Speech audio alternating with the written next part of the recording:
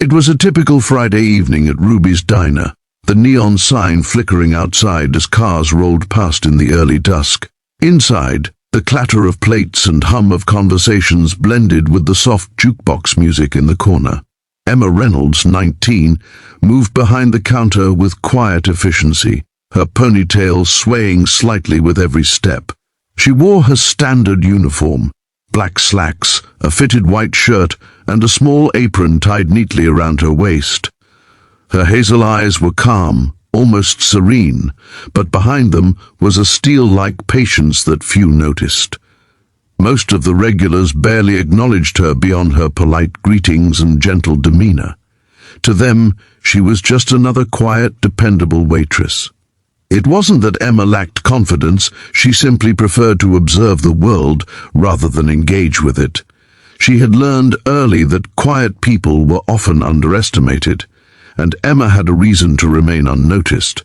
Her older brother, Noah Reynolds, a decorated Navy SEAL, had instilled discipline and vigilance into her every day growing up. He taught her to stay alert, to read situations, and, most importantly, to trust her instincts.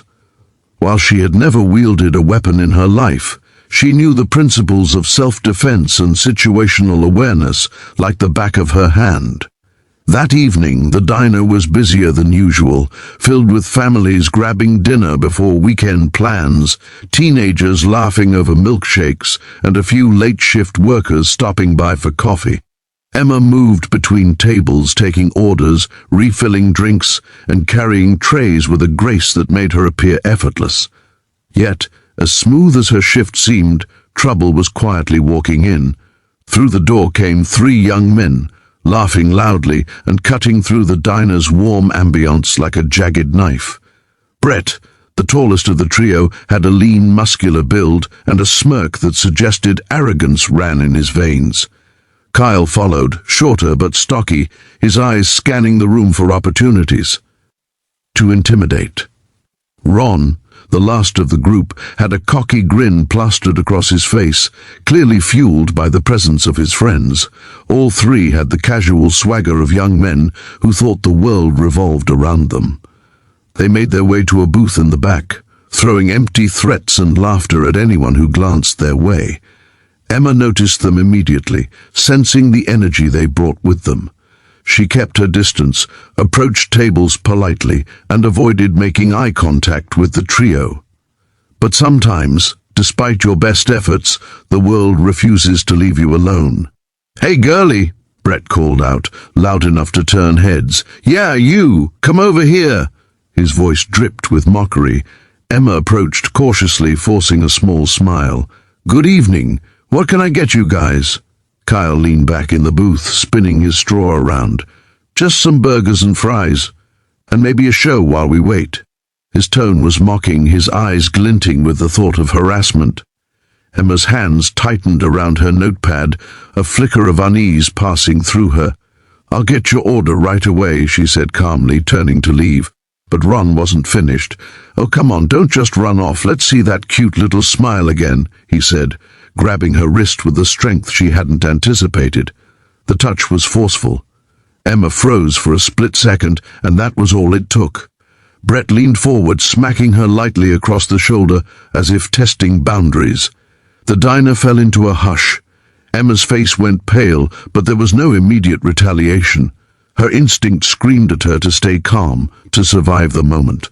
Most bystanders were shocked, but no one moved. It wasn't just humiliation, it was a blatant message. She was nothing, and they owned that space. Emma, however, had never been as powerless as they assumed. She had been trained not with weapons, but with awareness, patience, and precision. And more importantly, she had family.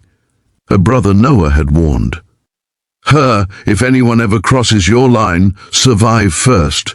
Then they'll regret underestimating you." Emma stepped back carefully, her mind running through strategies.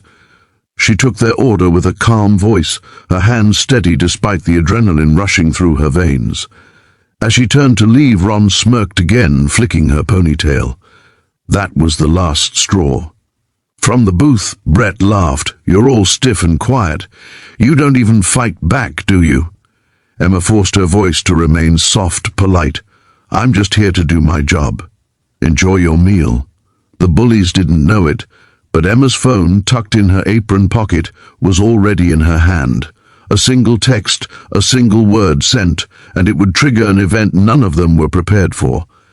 Meanwhile, Noah Reynolds, at his off-duty apartment just a few blocks away, felt the vibration in his phone. The text read simply, "They touched me." Noah's heart skipped a beat. In an instant he was alert, ready and moving. His Navy SEAL training kicked in without hesitation. He didn't panic, he planned. By the time he arrived in the diner, the three boys were still laughing, unaware that the situation had already escalated beyond their comprehension. Noah entered quietly, scanning the diner, his eyes locking onto the booth in the back.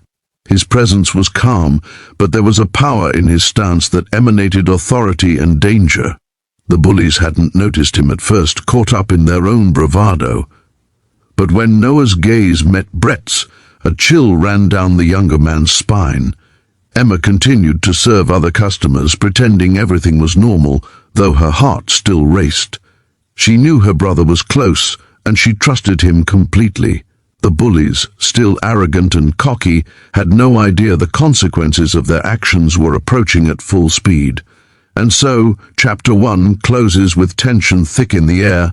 The diner is filled with ordinary chatter, but underneath, a storm is about to erupt. Emma stands at the edge of chaos, calm and composed, while Noah, the Navy SEAL brother, prepares to make them realize they made a grave mistake.